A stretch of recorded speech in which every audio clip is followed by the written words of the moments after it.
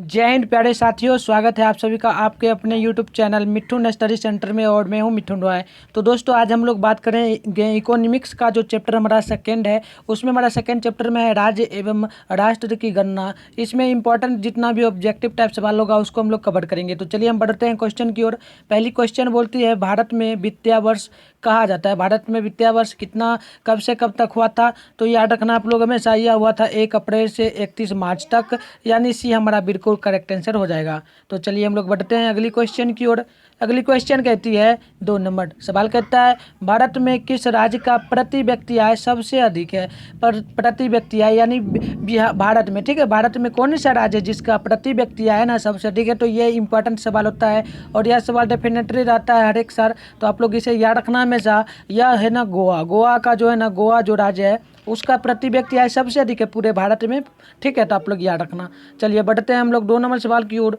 3 number सवाल कहता है, क्या बिहार के किस जिले का प्रति व्यक्ति आय सबसे अधिक है? मतलब सबसे पहले तो हमने जाना भारत में सबसे प्रति व्यक्ति आय वाला राज्य कौन सा है, तो वो है गोवा। आपने जान लिया, याद रखना आप लोग, पूछता है सवाल गोवा।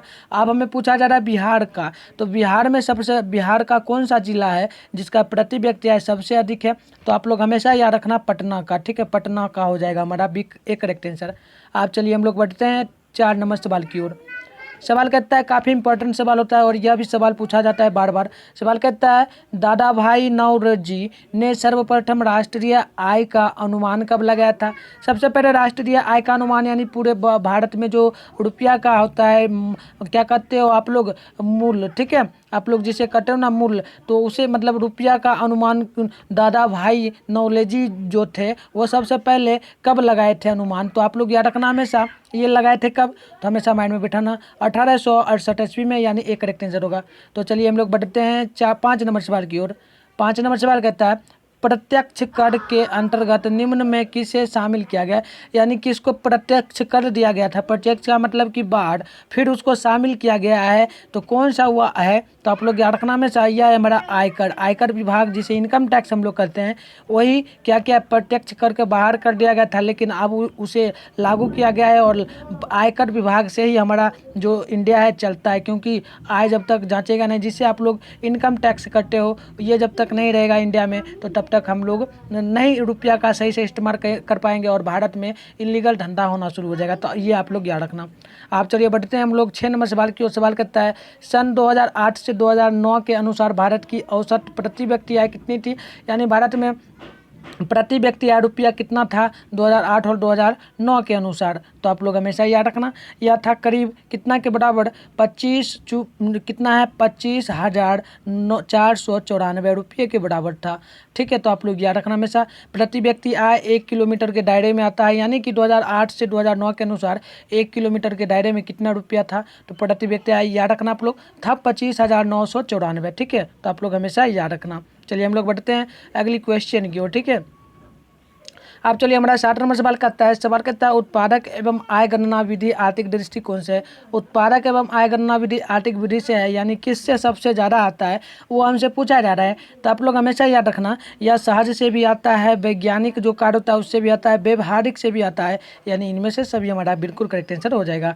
तो चलिए हम लोग बढ़ते हैं 8 नंबर सवाल की ओर। सवाल कहता है, योजना काल में भारत की औसत वार्षिक विकास दर रही है, यानी योजना काल के अंतर्गत भारत में औसत वार्षिक जो विकास दर था वह कितना रही थी? तो आप लोग हमेशा याद रखना, यह करीब था हमारा 4.2% के बराबर, यानी भी करेक्ट आंसर होगा। ये सब सवाल पूछता है, मैं कम ही सवाल इस वीडियो में कराने वाला हूँ, तो आप लोग याद रखना ये सब सवाल पूछेगा। सवाल कहता है, बिहार में प्रति व्यक्ति आय गरीबी में गुजर रही है। तो बिहार में जो है ना प्रति व्यक्ति आय गरीबी में गुजर रही है, कितना % माइनस में चल रहा है वो हमको बताना है। तो याद रखिएगा आप लोग, कितना होगा, 41.4%, यानी एक करेक्ट आंसर हमारा हो जाएगा। चलिए हम लोग बढ़ते हैं 10 नंबर सवाल की ओर। सवाल कहता है, कार्यों के बदले जो पारिश्रमिक, ठीक है, पारिश्रमिक मिलता है उसे हम लोग क्या कहते हैं, यानी कार्य, हम लोग काम करेंगे तो उसके बदले हमें पैसा मिलता है। तो सिंपल सी बात है, हमें क्या मिलेगा, तो हमें मिलेगा, हमेशा आप लोग याद रखना, आय मिलेगा। आय को हम लोग रुपया कहते हैं, ठीक है, इनकम कहते हैं। चलिए हम लोग बढ़ते हैं अगली क्वेश्चन की ओर। सवाल कहता है बिहार में किस जिले की प्रति व्यक्ति आय सबसे कम है। हमने जाना बिहार में सबसे अधिक प्रति व्यक्ति आय वाला कौन सा जिला है, तो पटना है, वो हमने जान लिया। अब हमें कम वाला बताना है कौन सा है कम, तो वो आप लोग हमेशा माइंड में बैठा के रखिएगा। शिवहर जिला जो है ना, इसका प्रति व्यक्ति आय सबसे कम आता है, ठीक है। तो ये आप लोग याद रखना। पूछता है सवाल, दोनों में से एक सवाल पूछेगा, या पूछेगा कम या ज़्यादा। तो चलिए 12 नंबर सवाल देखिए। बिहार की अर्थव्यवस्था में प्राथमिक क्षेत्र का मुख्य अंग कौन सा है। मतलब बिहार में प्राथमिक क्षेत्र का मुख्य अंग क्या है, तो आपको पता है प्राथमिक क्षेत्र के अंतर्गत हम कई बार पढ़ाएं, यह आता है कृषि हमारा, ठीक है। तो आप लोग याद रखिएगा, बी हमारा करेक्ट आंसर बिल्कुल हो जाएगा। कितना नंबर का, तो 12 नंबर सवाल का।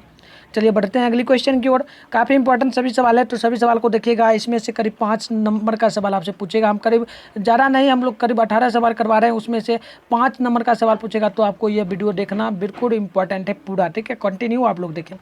आप सवाल देखिए, कहता है 2005 और 2006 में निम्नलिखित में से किस राज्य की प्रति व्यक्ति आय अपेक्षाकृत अधिक थी। यानी कि 2006 से लेके 2005 से 2006 के अंतर्गत कौन सा भारत का राज्य था जिसका सबसे अधिक प्रति व्यक्ति आय था। तो आप लोग हमेशा याद रखिएगा, यह था महाराष्ट्र का, यानी एक करेक्ट आंसर हमारा हो जाएगा। चलिए हम लोग बढ़ते हैं। 14 नंबर सवाल कहता है क्या, तो ध्यान से देखिएगा, राष्ट्रीय आय का अर्थ क्या होता है। राष्ट्रीय आय का अर्थ क्या होता है, तो आप लोग हमेशा याद रखिएगा, राष्ट्रीय आय का सरकार की गणना नहीं होगा, सार्वजनिक उपक्रमों की आय नहीं होता है। आप चलिए आगे बढ़ते हैं। और यह हमारा पारिवारिक आय भी नहीं होता, लेकिन यह होता है हमारा उत्पादन के साधनों का आय। तो आप लोग याद रखिएगा, राष्ट्रीय आय का अर्थ क्या होता है, तो आप लोग याद रखिएगा उत्पादन के साधनों का आय होता है हमारा। तो उसी डी क्या होगा, डी करेक्ट आंसर हो जाएगा। चलिए बढ़ते हैं हम लोग 15 नंबर सवाल की ओर। सवाल कहता है क्या, सुनना आप लोग ध्यान से। सवाल कहता है बिहार की आय में सर्वाधिक योगदान होता है। बिहार की आय में, बिहार में तो सबसे ज़्यादा कृषि चलता है, तो उसमें योगदान किसका रहेगा, तो सबसे ज़्यादा क्या है, कृषि का ही रहेगा। तो आप लोग हमेशा याद रखना है, नहीं कृषि का नहीं होता है, सेवा क्षेत्र का होता है। किसका होता है, सेवा क्षेत्र का। और सेवा क्षेत्र के अंतर्गत क्या क्या आता है, तो बिहार में सेवा क्षेत्र के अंतर्गत हमारा आता है हॉस्पिटल हो गया ना, बिजनेस हो गया, ये सभी आता है। तो आप लोग याद रखिएगा, ठीक है। तो ये हमारा सी करेक्ट आंसर होगा।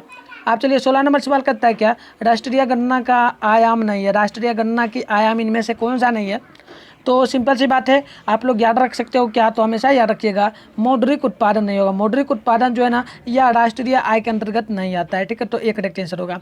आप चलिए हम लोग बढ़ते हैं 17 नंबर सवाल की ओर। सवाल कहता है राष्ट्रीय आय जाना जाता है किस चीज़ के अंतर्गत। राष्ट्रीय आय जाना जाता है किस चीज़ के अंतर्गत, तो आप लोग हमेशा याद रख सकते हो, यह जाना जाता है आय गणना विधि, साथ में व्यावसायिक गणना विधि, साथ में उत्पादन गणना विधि, यानी उपयुक्त सभी हो जाएगा हमारा। तो डी करेक्ट आंसर हो जाएगा। चलिए हम लोग बढ़ते हैं लास्ट क्वेश्चन की ओर। लास्ट क्वेश्चन करने से पहले आप लोग वीडियो को लाइक कर देना, चैनल पर नहीं तो चैनल को भी सब्सक्राइब कर लेना। और इसी प्रकार का आप लोगों को इस चैनल पर इंपॉर्टेंट क्वेश्चन का क्लास डेली करवाया जाता है। और आप लोग 95% नंबर चाहते हो बोर्ड एग्जाम में लाना, तो आप लोगों को इस चैनल को सब्सक्राइब अभी कर लेना चाहिए, और आप डेली क्लास किया करो। और नोट्स की बात रही, तो नोट्स आपको मिलेगा कहाँ, तो व्हाट्सएप ग्रुप में मिलेगा फ्री में। उसके लिए आप लोग नीचे जाइए डिस्क्रिप्शन बॉक्स में, वहाँ पे आपको नंबर मिलेगा व्हाट्सएप का, आप लोग ज्वाइन कर लेना।